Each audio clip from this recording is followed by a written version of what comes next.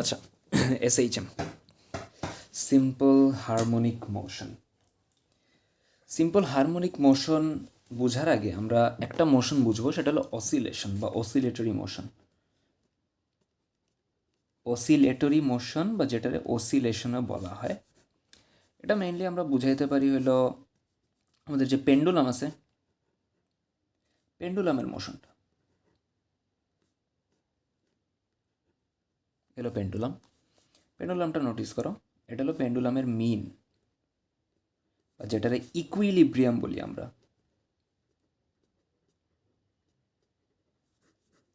তাকে equilibrium position থেকে হালকা এদিকে টেনে ছেড়ে দিলে সে এইভাবে মুভমেন্ট করতে থাকবে, এখানে আসবে, দেন এদিক যাবে, দেন এদিক যাবে, এদিক যাবে, এভাবে। ঠিক আছে?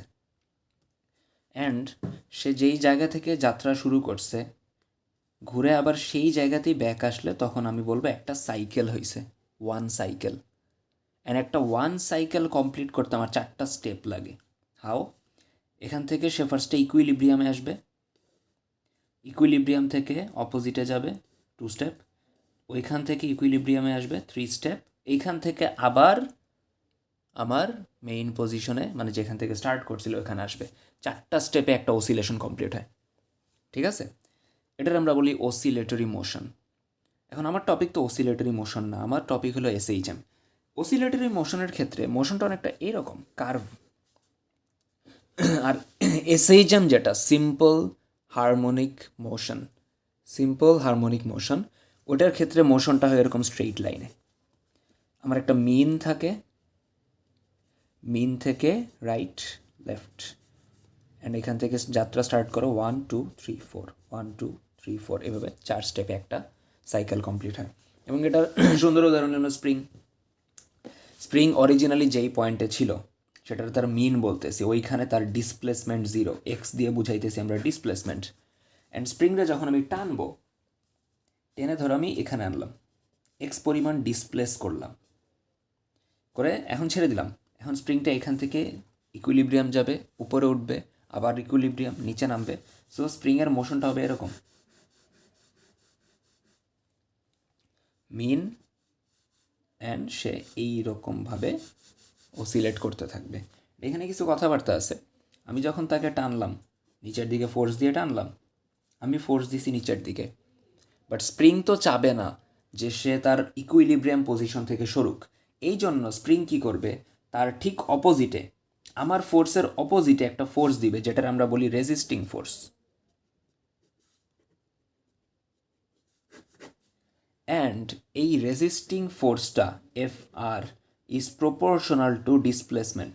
ডিসপ্লেসমেন্ট যত বেশি, রেজিস্টিং ফোর্স তত বেশি। আমি যত বেশি ডিসপ্লেস করব, সে তত বেশি রেজিস্ট করবে। জাস্ট এখানে একটা মাইনাস আসবে, রিজনটা হলো আমার ডিসপ্লেসমেন্ট হয়েছে নিচের দিকে, রেজিস্টিং ফোর্সটা উপরের দিকে, উল্টা ডিরেকশন অপোজিট, এই জন্য মাইনাস।